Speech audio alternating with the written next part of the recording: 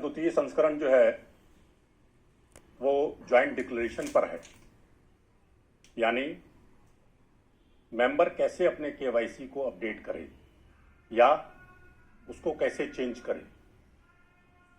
और इस विषय पर बात करने के लिए हमारे साथ हैं रामन दंडशेखर साहब, जो कि क्षेत्रीय भविष्य निधि आयुक्त हैं मुख्यालय से और इस काम को देखते हैं, इस काम के एक्सपर्ट हैं।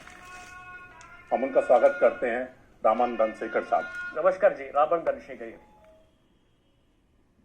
इससे पहले कि हम आपके सवालों को लें और ये चर्चा आगे शुरू करें, आगे बढ़ाएं, हम चाहते हैं कि इस विषय पर जो बैकग्राउंड है, ज्वाइंट डिक्लेरेशन कैसे आया, इसकी क्या ज़रूरत पड़ी और इसको कैसे लोग इस फैसिलिटी को अवेल कर सकते हैं, इस विषय पर रामन दंडशेखर साहब को हम सुन लें। तो मैं रिक्वेस्ट करूंगा रामन दंडशेखर साहब से कि कृपया इस विषय पर प्रकाश डालें। Give us a small background of this facility, why it was required, how it has been done, and what has been the background of this facility. Thank you, Alok ji. So, Employees Provident Fund scheme, basically this is for the organized sector workers, and these workers, the data of these workers, it comes to the Provident Fund organization through a basic record. It is called Form 5, and based on that record we used to update our basic record in the PF offices, which is called Form 9.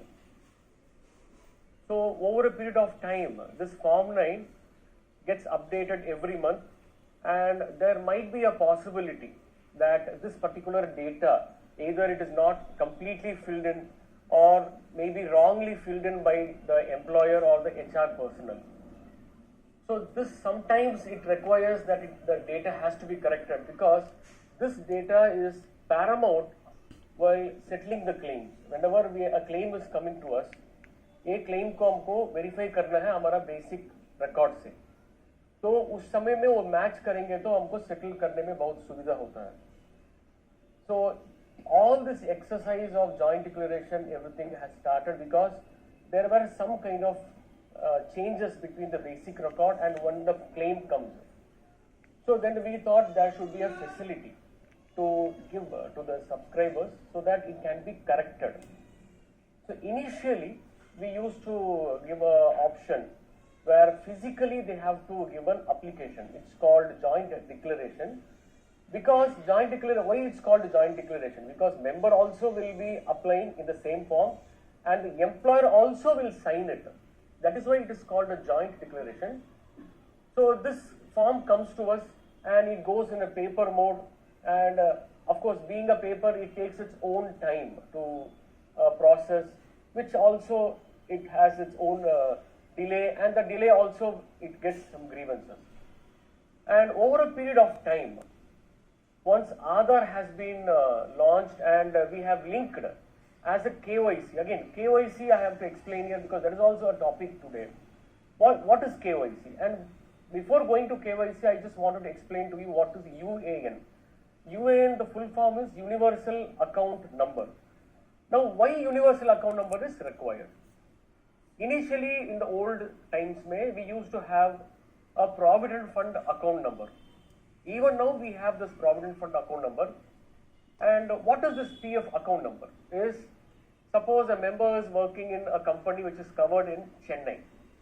Member might be working in Delhi. But since the company is covered in Chennai PF office, the PF code number of that particular establishment will start with the state code, TN, Tamil Nadu, TN for Tamil Nadu. Then suppose the establishment is covered in Madras, it will be MAS. And after that, there is a 5-digit number or a 6-digit number for the establishment. So ideally, if you see, establishment's code number will be TN, then MIS, then a 5-digit or 6-digit establishment code number. Then there will be a running number for the individual members. Suppose the company has 100 people, it will start from 1 to 100. So which means the member has to remember the entire alphanumeric of a state, the office code number as well as the establishment code number and also his own running number. This is the PF account number. So what happened is, after some time, when the industrialization started, a lot of these IT companies have come. The attrition rate, where people, they join one company and they leave a company, again within a 1 year they join another company. So in a spill of 10 years, we can see 4 or 5 times the member has left the company and joined the other company. Because of that, he will have, let us say, 5 or 6 PF account numbers, and it becomes a very big problem for him to remember the PF account number and also apply for getting the benefits. So in order to make the number to be user friendly and also to have a portability of the number, a new concept of universal account number was brought in, where a 12-digit number, that number should be a unique number. So this universal account number should also be a unique account number. So with that idea, with the motto that each member should have only one UAN. So this concept of UAN was introduced, and whatever PF account number is there, that PF account number was linked with this UAN. But again, the problem is so इससे पहले कि हम लोग आगे बढ़े, तो मैं सोचता हूँ कि आपने बहुत सारी बात बता दी और इंग्लिश में सारी बात है, तो मैं थोड़ा सा हिंदी में उसको एक्सप्लेन कर देता हूँ। दरअसल बात ऐसी है कि जब कोई कर्मचारी किसी भी प्रतिष्ठान में नौकरी ज्वाइन करता है, तो अब से पहले उसको एक पीएफ अकाउंट नंबर दिया जाता था, और उस अकाउंट नंबर के साथ जो भी डिटेल होते थे वो एक फिजिकल फॉर्म 5 में आता था, जिसके बेसिस पे हमारे ऑफिस में फॉर्म 9 बनाया जाता था। और फिर जब कंप्यूटराइज सिस्टम आया तो उसमें उस फॉर्म 9 से एंट्री होती थी, उसमें form 3A, form 6A, form 5, इन सब से एंट्री होती थी। उसमें बहुत सारी गड़बड़ियां इस वजह से हुई कि कंपनी ने गलत डिटेल दिए, और वो गलतियां चलती हैं आगे। इसको सुधारने के लिए जरूरत तब पड़ी जब हमने केवाईसी को शुरू किया। और केवाईसी क्या है, अभी आपने केवाईसी का एक बैकग्राउंड दिया रामन धनसेकर साहब ने, कि यूएएन हमने शुरू किया। यूएएन क्या है? यूनिवर्सल अकाउंट नंबर, यानी कि एक ऐसा खाता संख्या जो कि हमेशा आपके साथ रहेगा, और चाहे आप कितनी बार भी जॉब बदलें। इससे पहले यूएएन के आने से पहले क्या होता था कि कंपनी जब आप ज्वाइन करते थे तो एक अकाउंट नंबर मिलता था, कंपनी जब आप बदलते थे तब दूसरा अकाउंट नंबर मिलता था, क्योंकि वो कंपनी स्पेसिफिक होता था।